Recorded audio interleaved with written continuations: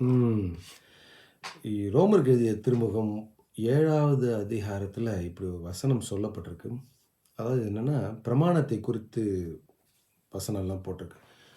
பிரமாணம் எல்லாமே ஆவிக்குரியதா இருக்கிறது. ஸோ, அங்க ஒரு பிரமாணம். அந்த பிரமாணத்துக்கு பேர் வந்து பாவ மரண பிரமாணம் சொல்லப்பட்டிருக்கு. அப்புறம் 2வது ஒரு பிரமாணம் இருக்கு. அது மனதின் பிரமாணம். அப்புறம் 3வது ஒரு பிரமாணம் இருக்குன்னா, அது தேவன் குடுத்த பிரமாணங்கள்.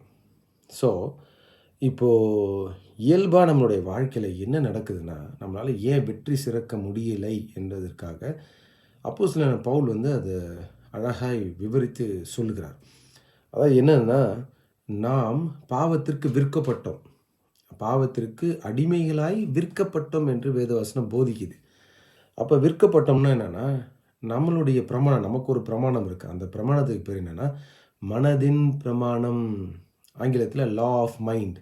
அப்ப விற்கப்பட்டோம்னா என்னன்னா, யாருக்கு விற்கப்பட்டோம்? பாவத்திற்கு விற்கப்பட்டோம். அப்போ பாவம் என்கிற பிரமாணம் நம்மளுடைய மனது என்ற பிரமாணத்தை அடிமைப்படுத்தி வைத்திருக்கிறது. ஸோ அடிமைத்தனம் அப்படின்னு ஒரு விஷயத்த வேதவசனம் போதிக்குது.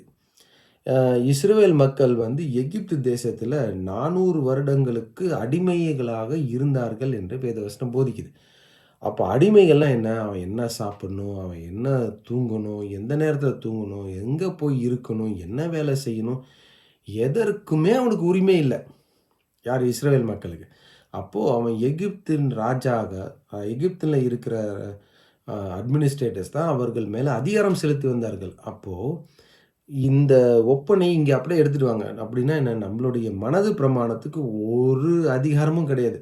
அப்ப நம்மளுடைய மனசு எத நினைச்சதோ அத செய்யவே முடியாது. ஏன்னா, நாம பாவத்திற்கு கீழ இருக்கிறோம். ஏன்னா, அப்பன்னா என்ன பண்ணும்? பாவத்தின் பிரமாணமும், மரணத்தின் பிரமாணம் தான் நமக்கு வேலை என்ன சொல்றது? அத்தாரிட்டேட்டிவா நம்மை ஆளுகிறது. அப்போ பாவமும், மரணமும் நம்ம ஆளும்பொழுது, நம்ம என்ன செஞ்சாலும், நம்ம என்ன பண்ணாலும் ஒண்ணுமே விளங்குறதில்ல. அதனால தான் நோயி, அதனால தான் வறுமை, அதனால தான் நம்மளுடைய மனசுல நினைக்கிறது எதுவுமே செய்ய முடியல. எல்லாமே ஃபெயிலியர் ஆயிட்டே இருக்குது. அப்படிதான் வேதவசனம் போதிக்குது பாருங்க. நம்மளுடைய ஃபெயிலியர்ஸ் எல்லாத்துக்குமே காரணம் என்னன்னா, இந்த மரணமும், இந்த பாவ பிரமாணம் மட்டும் தான்.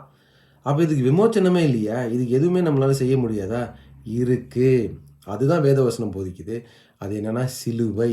அந்த சிலுவையில இயேசு கிறிஸ்து மரித்ததின் மூலமாய் நம்மை பாவ, மரண பிரமாணத்திலிருந்து இயேசு விடுதலையாக்கிட்டார்.